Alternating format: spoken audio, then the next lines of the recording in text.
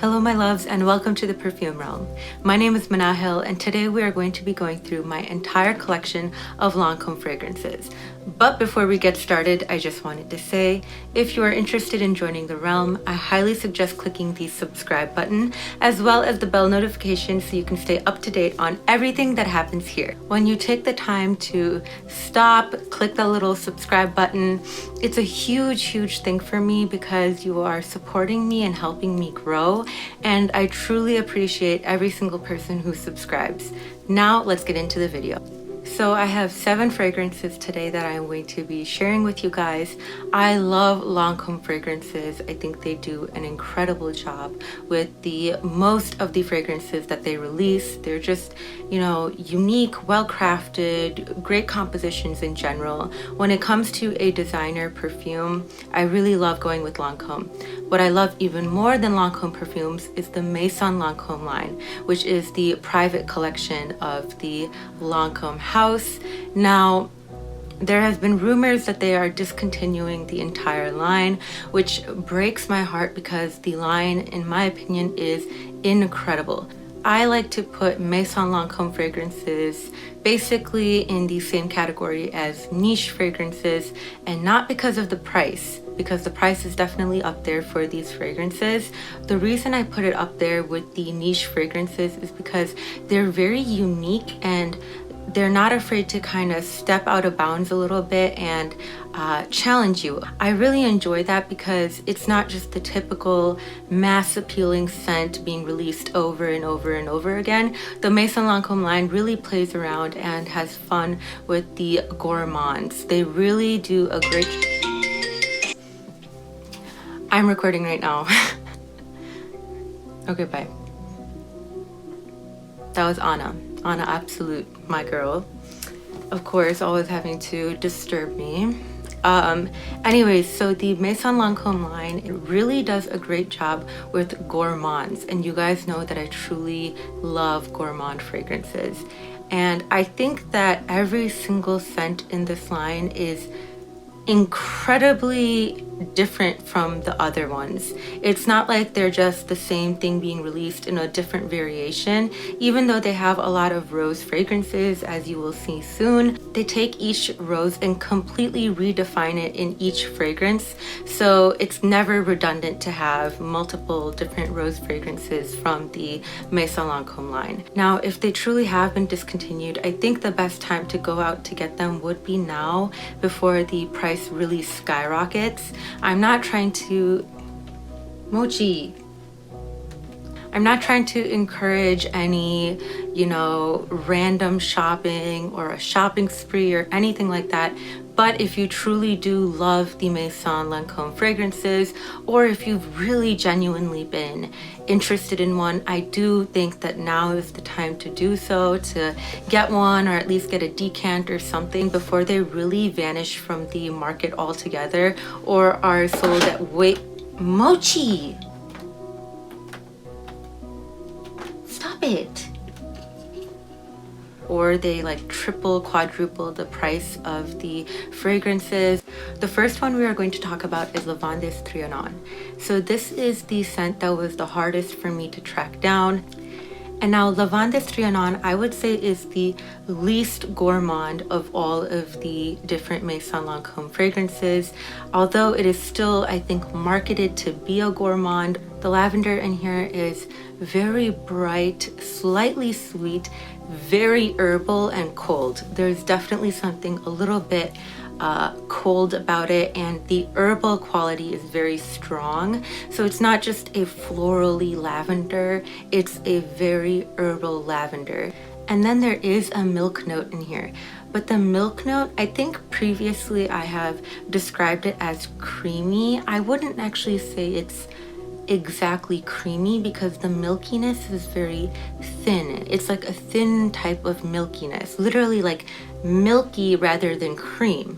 If you literally think of the texture of cream to the texture of liquidy milk, that's the difference between them, with a hint of vanilla as well. The vanilla just adds the tiniest bit of warmth. It doesn't really thoroughly warm up the entire scent. Like I said, I would still classify this as a colder scent, but there is that touch of vanilla that kind of rounds it out, so it's not like a very, very sharp herbal lavender. It's still a very prominent and strong lavender, but it isn't sharp because of that milkiness and because of the vanilla.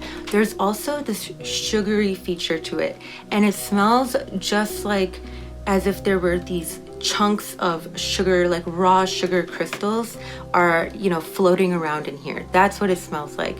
So it's not like sugary that has been dissolved in the milk and it's kind of this nice sugar milk, or, you know, this really nice sweet cream type of a situation.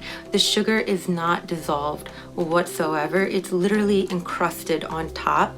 So you can smell the sugar crystals, but they haven't been blended in order to create that kind of gourmand touch. There isn't anything like that. So this is Lavandes Trianon. In my opinion, it's absolutely stunning, but it is not for those who really like a little bit more of a homey type of a scent. There is this kind of arrogance to it, in my opinion. There's a little bit of arrogance in how austere and herbal it is. So it is quite a lovely scent. I think it is very regal. I think it is very graceful and regal and elegant, and I adore this one. So this is the first scent that I'm going to be sharing with you guys from my Lancome collection. Okay, next up we have Roses Berberanza. So I was given this perfume as a birthday gift and I really enjoy it, and I know that this one is one of the more polarizing scents in the Lancome collection, or in the Maison Lancome collection, and that is because of the opening. The opening has gotten a really bad rep. Some people say it smells like feet or like stinky socks or just something like weird about the opening. I don't get that whatsoever. I do get a little bit of this citronella candle vibe in the opening. The citronella candles that have the smell of citronella essential oil but are used to like keep away mosquitoes, that scent is in the opening. For me, I get that in the opening of this one, but weirdly enough, I don't find it off-putting. It's definitely one that if I oversprayed it in the opening, it might get a little bit too much, but in reality, I kind of enjoy it, and I actually kind of like the smell of citronella candles, so I might be like a little bit biased, or my view on this might be a little skewed, but I do enjoy the opening. I think that the you know, that weird citronella candle vibe does go away within like 10 to 30 minutes. But there is that kind of interesting scent that I could see some people not enjoying. Actually, I could see a very, very large amount of people not vibing really well with, but I really like it. This is the scent that I wore and I got to know it, and I had so much fun because there were times it would be challenging. It definitely is the type of scent that has me going back to my wrist over and over and over because of how good it smells. The whole issue with this one, I think, falls on a few particular notes. First of all, this opens up tangerine, and the tangerine with the pistachio in the middle, in the heart, they do something a little bit strange. And to me, I get the citronella candle. I think other people get that kind of musty, stinky, you know, smelly foot type of feel to it. I don't get that at all, but I think that's where it comes from with the tangerine paired with the pistachio, and then all of the sweet notes in the middle. So the more I wore this perfume and tested it out, eventually I actually started to really love the opening. Like, I never had an issue with it, but I was just like, okay, this is like interesting. But the more I wore it, I started to actually really crave the opening, and now I find the opening kind of a gem. Like, I kind of find I like treasure the opening while it's around. So there is tangerine in the opening of this. The heart has pistachio, it has raspberry, ginger, and then of course it has rose. And this is a nice plush red rose, very, very regal and thick and full. And it's not like a very delicate tiny rose. It's definitely a very full fleshy rose. And then there's also honey in here. I think there's like a few notes in here that really make it a challenge for some people. I do think that honey is one of them. The pistachio gets a really bad rep. Either people adore it, like I have come to adore it, or people really cannot stand it. But I also think that the honey in this is also a culprit to why people think that it's a little bit strange on the nose. I have noticed that honey, when it is put into a fragrance that is already very sweet, it turns that sweetness and elevates it to a level that maybe not everyone wants to deal with, because it takes it to, it's so sweet it's almost sour type of a scent. To me, that's what honey does. I like it. I like the scent of it. I can distinguish it from being the sour type of scent, but I think some people smell honey and it automatically just pushes it over the top into weird, sour, something is off type of land. So the pistachio in the opening does have a weird rep, and also I think the honey is one of the reasons as well. And it dries down to this gorgeous, syrupy, thick, slightly boozy type of rose, almost like not even just sticky and syrupy, like almost like a molasses, like a rose flavored molasses. That's how thick and rich it is. So I'm gonna read a few of the other notes that are in here.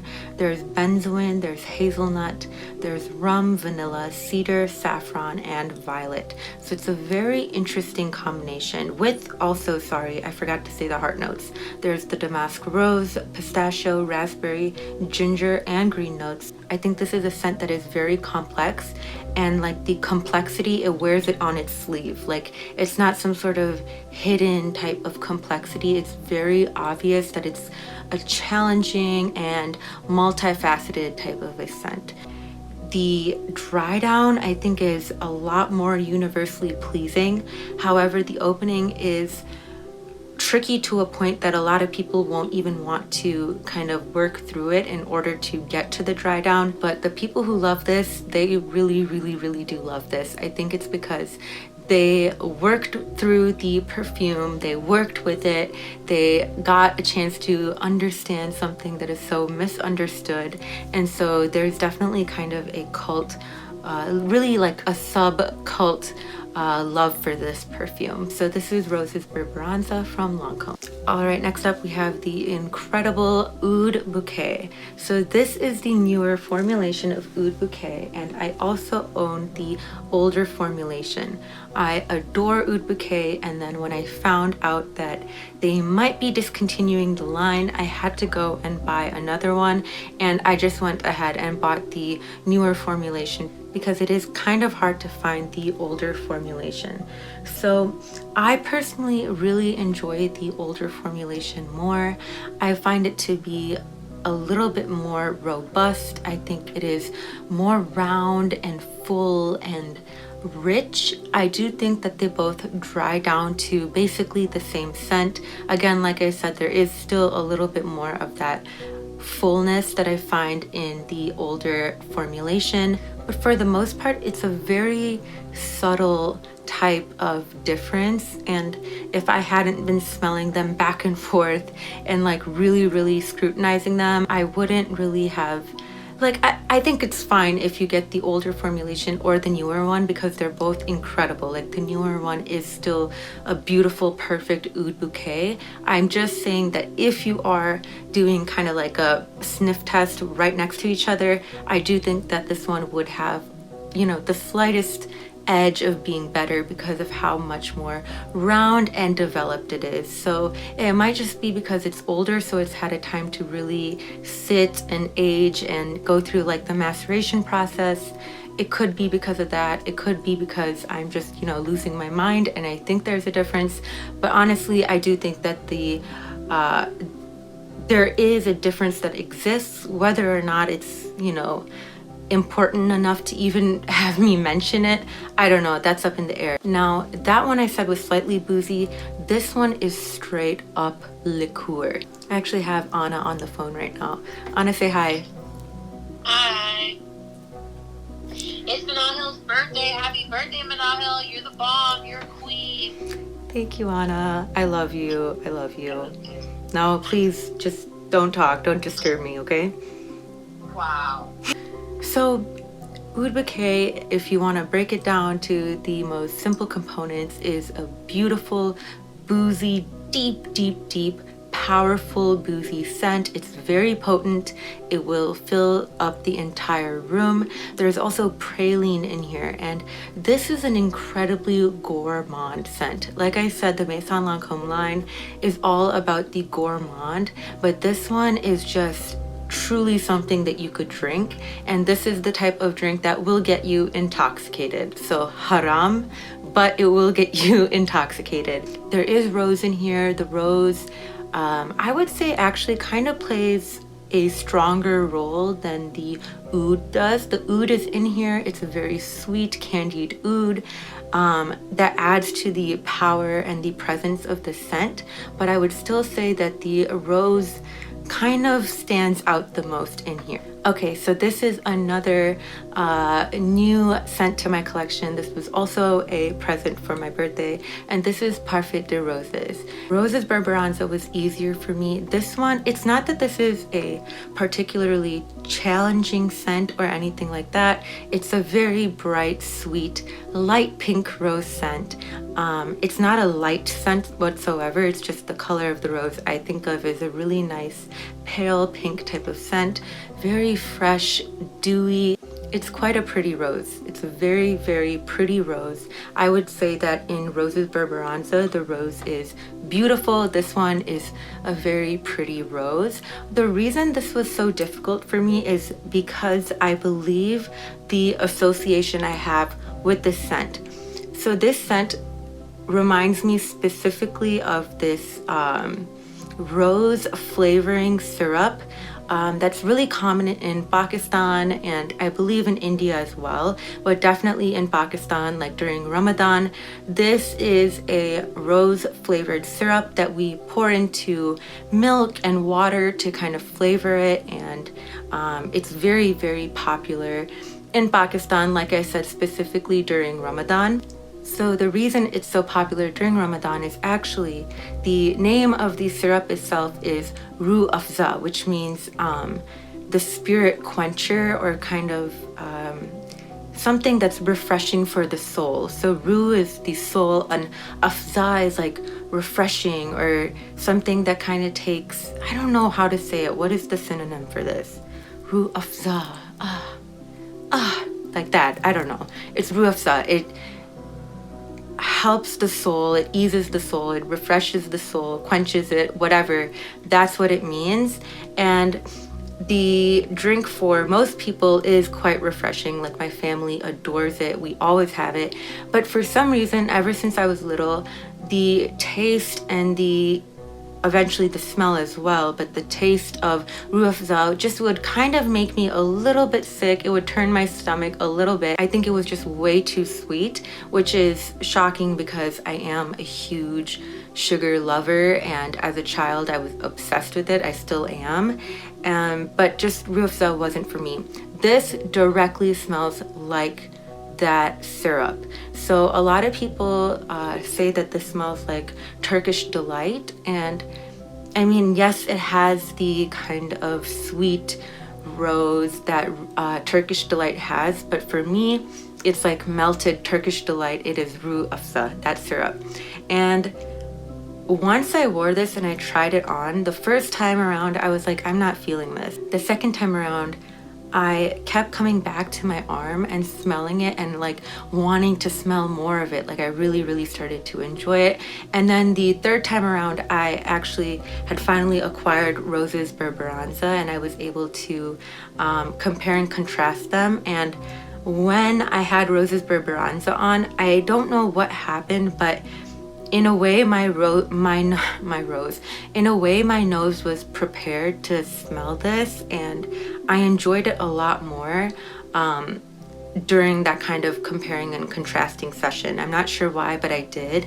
And now I really do enjoy this. But I do have to say, in the beginning, I wasn't able to because I directly associated it with the Ruh Afza syrup.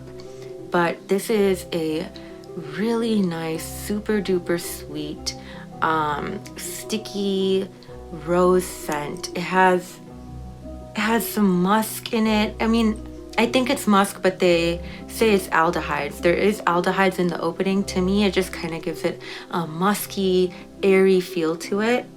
I wouldn't say this is a jammy rose. It's not a jammy rose, but it does have the sweetness of a jammy rose, but it's not exactly jammy.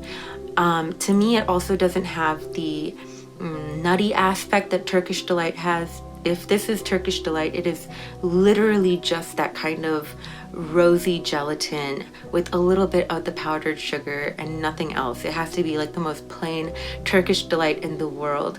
It's not a very complex scent, but it is really beautiful. I think it's a really nice dainty scent. I actually think if you take the rose from the Perfumer's Workshop tea rose, if you take that scent and you just make it a lot more sweet, then you have Parfait De Roses. So it is a lovely scent, definitely, and it does fall in line with the gourmand rose theme in the Maison Lancome line. But this one is quite different from Rose's Berberanza. I think that they are very, very different. And then Oud Bouquet is also incredibly different. So they all have rose in them, but they are all very, very different gourmand roses. And I have to say, with Parfait De Roses, the parfait part is a lot more restrained. I wouldn't say that it has a very, like, this has a gourmand feel to it, but not in a gourmand warm pastry type of a way. It's more of a gourmand. Like I said, to me it smells like, once again I'll say it, the Roux syrup. So it smells like a gourmand component, like something that you would add to something to make it a gourmand, maybe drinkable, edible thing. So on its own, it's not something that makes me go like, oh my god, yum, that is so delicious and edible whatsoever. It does, however, smell like something that can be added to something else to make it a really nice gourmand treat. Okay, so the last two fragrances that I'm going to be talking about are from the regular Lancome line, and I have over here La Nuit Tresor and La Nuit Tresor à la Folie. So the original La Nuit Tresor is a very beautiful clubbing type of scent. To me, it definitely smells like a night out in town type of a scent. It has a really beautiful pepperiness to it. This is a gourmand scent. There's coffee, and you can definitely get the coffee. It's very similar to the one that is in The Only One, as well as in Black Opium. A similar type of coffee is found here in La Nuit Tresor. I would say it's not something that's very, very much in the forefront, but you can pick it up.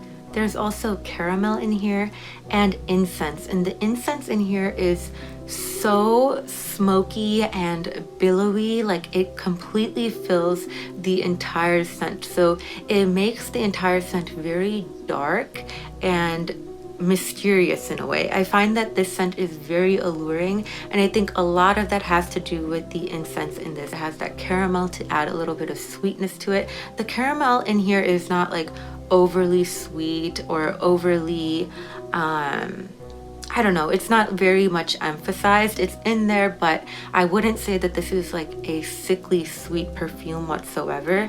And I really enjoy that. I actually found a few people who mentioned that they kind of find this to be a little bit masculine.